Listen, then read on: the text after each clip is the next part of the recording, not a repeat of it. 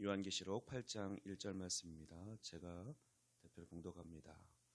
일곱째 인을 떼실 때에 하늘이 반 시간쯤 고요하더니. 아멘. 오늘 본문은 일곱인 재앙의 이제 마지막 일곱째 인을 떼는 장면을 묘사하고 있습니다. 하나님의 종들에게 인침과 안전을 약속하는 막간 7장의 말씀은 마지막 일곱째 인의 개봉을 늦추었습니다. 본문의 일곱째 인은 새 시작 이전에 마지막이 도래했음을 알리는 그런 상징적인 제시입니다. 일곱째 인을 떼는 것은 첫째부터 다섯째 인을 떼는 것과 그리고 그 결론인 여섯째 인을 묘사한 6장 12절에서 17절 말씀에 세 개의 심판과 연결이 됩니다. 일곱째 인을 뗄 때 하늘에 반 시간 즉 30분쯤 고요함이 있었다라고 오늘 말씀은 기록하고 있습니다. 이 짧은 고요함이 어떤 것인지에 대해서는 학자들마다 또 의견이 다양한데, 리시라는 학자는 이것이 창조에 대조되는 종말을 의미한다고 이해했습니다. 또 아오네라는 학자는 이것이 다음 구절에 계속되는 내용과 또 구약의 예를 들어서 하나님께 예배드리기 위해 있는 고요함이라고 이해를 합니다. 그런데 스바냐 1장 7절 말씀에 의하면 고요함은 하나님의 출현의 서막으로 이해됩니다. 또 하박국 2장 20절 말씀은 성전에 출현하여 하나님의 어미로움을 계시하는 사건과 또 관련이 있습니다. 두 경우 모두 여호와의 날에 있을 그런 옛 질서가 끝나고 새로운 질서가 시작되는 하나님의 심판 상황을 묘사하는 것이죠. 반시간은 요한계시록에 언급된 시간들 중에서 가장 짧은 시간입니다. 그렇지만 심리적으로는 아마 길게 느껴지고 불확실함과 두려움 속에서 앞으로 일어날 일들을 기다리는 시간에 해당됩니다. 사륙도 없고 또 큰 소리도 없고 심지어 부르던 찬송 소리도 중단되어 있습니다. 본문의 고요함은 역사의 마지막이 임하여 하늘이 하나님의 존전에서 두려움 가운데 서 있음을 상징합니다. 스바냐 선지자는 여호와의 날을 언급하면서 하나님의 최후 통첩을 설명하는 말로써 주 여호와 앞에서 잠잠할지어다. 이는 여호와의 날이 가까이 왔으므로 여호와가 희생을 준비하고 그 청갈자를 구별하였다라고 말씀합니다. 하나님의 마지막 심판은 성전에서 일어날 것입니다. 그러므로 하나님의 심판 앞에 사람들은 그 앞에서 잠잠해야 합니다.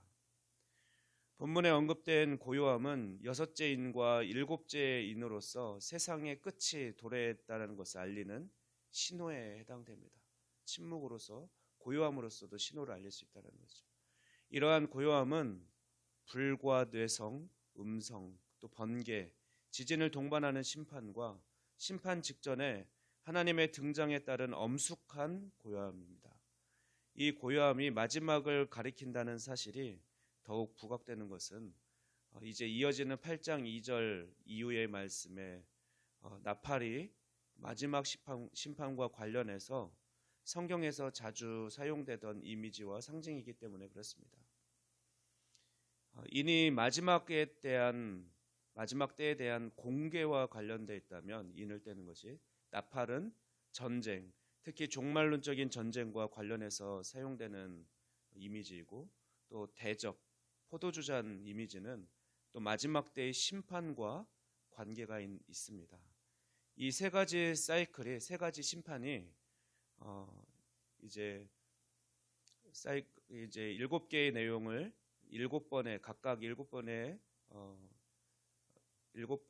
개의 내용으로 등장하면서 종말론적인 문제를 다룬다는 것을 알리기 위해서 그렇게 기록되고 있습니다. 즉 8장 1절은 2절과 이제 새롭게 연결고리를 가지고 나팔 재앙과 일곱 나팔 재앙과 연결점을 가지고 있고, 이제 본격적으로 3절 말씀은 8장 3절 말씀은 새로운 단락 일곱 나팔 재앙을 시작하는 도입구에 해당됩니다. 요한계시록의 전쟁이 심판의 관점에서 조망될 때, 바라볼 때 본문에 언급된 고요함은 마지막 심판을 알리는 고요함인 것입니다. 초대교회에서 나팔은 마지막 사건의 시작, 특히 그리스도의 재림이 계시된다는 신호로 이해되었습니다. 요한계시록에서는 나팔이 직접적으로 그리스도의 재림과 관련해서 언급된 곳은 없지만 나팔은 분명 마지막이 이미 임하였다는 것을 표시합니다.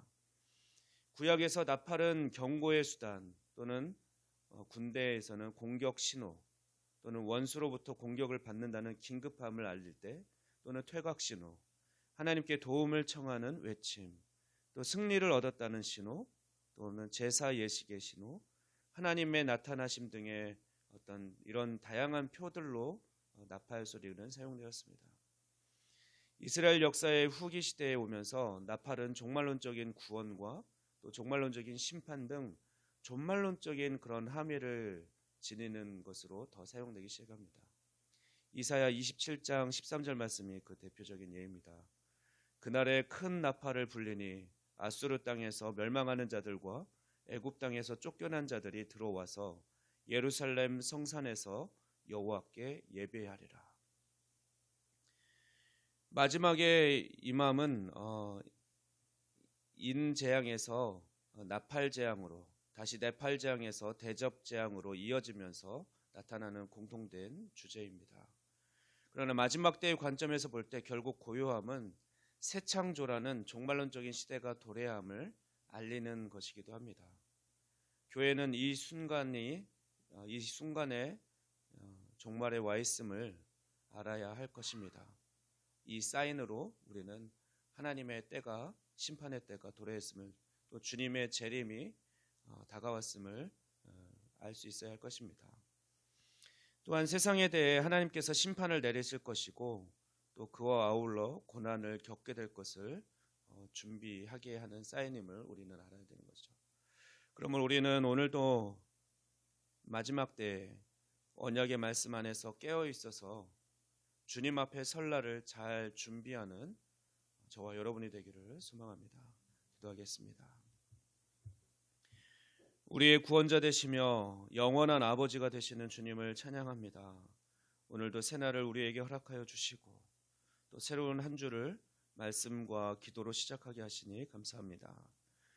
우리가 성령 충만함으로 늘 깨어있는 삶을 살아감으로써 주님 오실 날을 예비하는 그런 지혜로운 자들이 다 되도록 축복하여 주시옵소서. 오늘 하루도 주님께 의탁하오며 감사드리고 이 모든 말씀 우리 주 예수 그리스도의 이름으로 기도하옵나이다. 아멘.